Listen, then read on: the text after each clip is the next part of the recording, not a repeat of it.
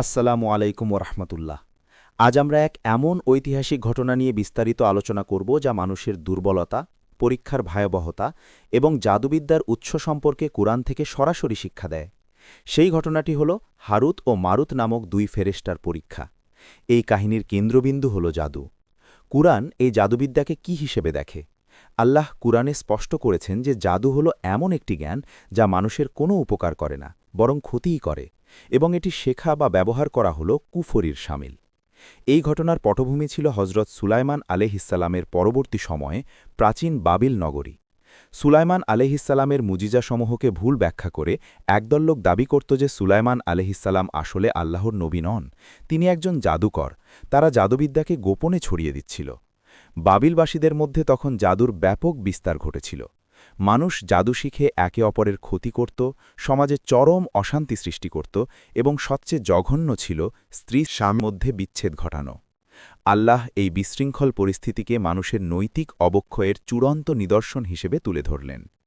আল্লাহ তখন ফেরেশতাদের সামনে মানুষের এই দুরবস্থা তুলে ধরলেন।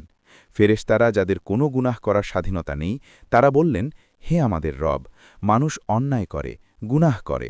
যদি আমরা দুনিয়ায় থাকতাম এবং তাদের মতো ইচ্ছাশক্তি পেতাম, আমরা এমন ভুল কখনোই করতাম না। ফেরেশতারা তখন বুঝতে পারেননি ইচ্ছাশক্তি ও নাফসের পরীক্ষা কতটা কঠিন হতে পারে। ফেরেশতাদের মন্তব্য শোনার পর আল্লাহ তাদের পরীক্ষা করার সিদ্ধান্ত নিলেন। তিনি হারুত ও মারুত এই দুই ফেরেশতাকে পৃথিবীতে পাঠালেন। এটি ছিল এক অলৌকিক পরীক্ষা। আল্লাহ তাদের মানবীয় ইচ্ছাশক্তি বা নাফস এবং গুনাহ করার স্বাধীনতা দিলেন, যা দ্বারা তারা ভালো খারাপের মধ্যে যে কোনো একটি বেছে নিতে পারতেন। এটি প্রমাণ করে যে আল্লাহ কাউকে ইচ্ছা বা নাফস দিলে সে আল্লাহর অবাধ্য হওয়ার সুযোগও পায়। দুনিয়ায় পাঠানোর পর মানবীয় দুর্বলতা ও ইচ্ছাশক্তির কারণে তারা চরম ফিতনার সম্মুখীন হলেন। তাদের সামনে এক সুন্দরী নারী এলেন, যার নাম কিছু বর্ণনায় জুহরা বা শুক্র গ্রহের প্রতীক হিসেবে উল্লেখ করা হয়। তিনি পার্থিব প্রলোভন ও ফিতনার চরম রূপ নিয়ে এসেছিলেন।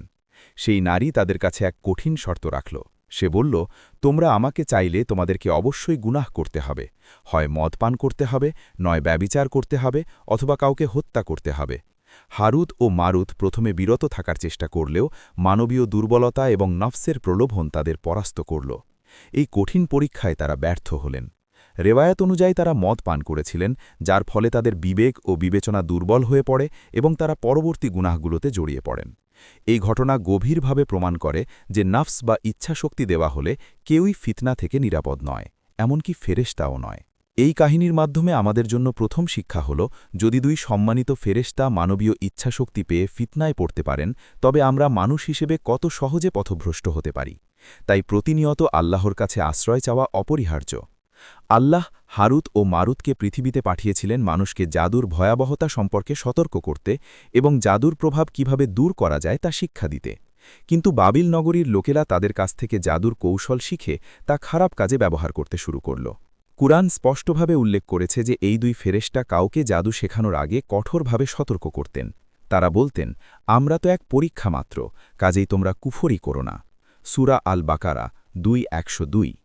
এই সতর্কতাটি ছিল চূড়ান্ত। এর অর্থ হল জাদু শেখা এবং ব্যবহার করা সরাসরি কুফরি বা ইসলাম থেকে বের হয়ে যাওয়ার শামিল।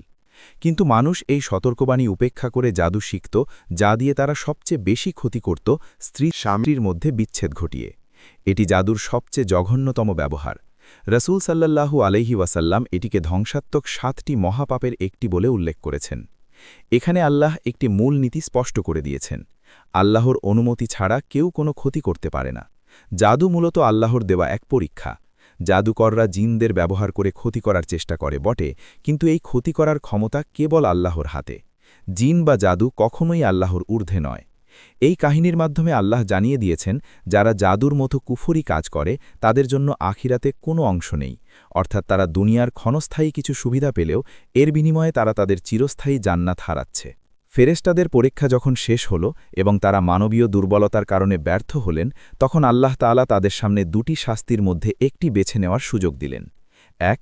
দুনিয়ার জীবনে শাস্তি ভোগ করা, অথবা 2. কিয়ামত পর্যন্ত আখিরাতে কঠিন শাস্তি ভোগ করা।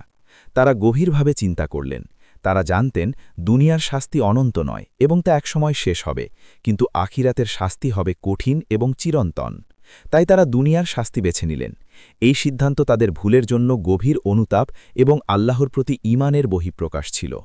ফলশ্রুতিতে আল্লাহ তাদের বাবিল নগরীতে বর্তমান ইরাক অঞ্চলে উল্টো করে ঝুলিয়ে শাস্তি প্রদান করেন।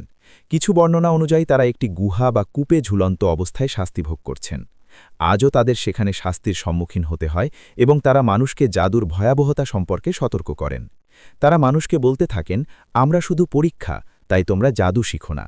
এটি একটি চলমান সতর্কবাণী। এই ঘটনার উদ্দেশ্যই ছিল মানুষের কাছে পরিষ্কার করা যে এই জ্ঞান কুফরি এবং এর পরিণাম ভয়াবহ। তাদের এই শাস্তি মূলত কিয়ামত পর্যন্ত মানবজাতিকে জাদুর মতো জঘন্য পাপ থেকে বিরত থাকার জন্য প্রেরণা যোগায়।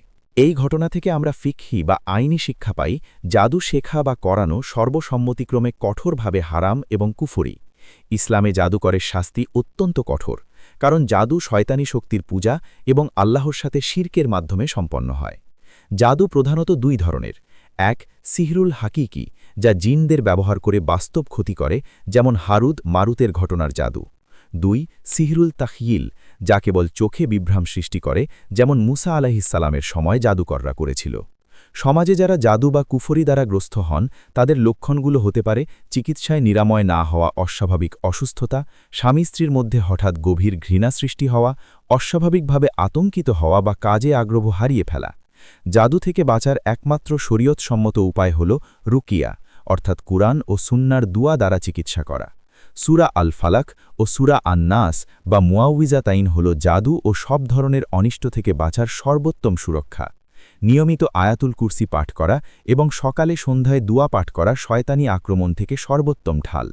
শিক্ষা ১, ইচ্ছাশক্তি থাকলে কেউই নিরাপদ নয়। হারুত ও মারুতের ঘটনা আমাদের শেখায় যে ইচ্ছাশক্তি বা নাফস দেওয়া হলে ফেরেশতাও গুনাহ থেকে নিরাপদ নন। পৃথিবীতে আমাদের প্রতিটি মুহূর্তই পরীক্ষার, এবং মানবীয় দুর্বলতা বা ফিতনা কতটা ভয়ঙ্কর হতে পারে তা এর মাধ্যমে প্রমাণিত। আল্লাহর কাছে সব সময় ফিতনা থেকে বাঁচার জন্য দোয়া করা আবশ্যক। শিক্ষা ২, জাদু ও কুফরি চিরতরে বর্জনীয়। জাদু, ব্ল্যাক ম্যাজিক বা জিন ডাকা ইসলামে কঠোরভাবে হারাম এবং কুফরি। আল্লাহ পরিষ্কারভাবে সতর্ক করেছেন যে জাদু শেখা বা ব্যবহার করা হল আল্লাহকে অস্বীকার করার শামিল।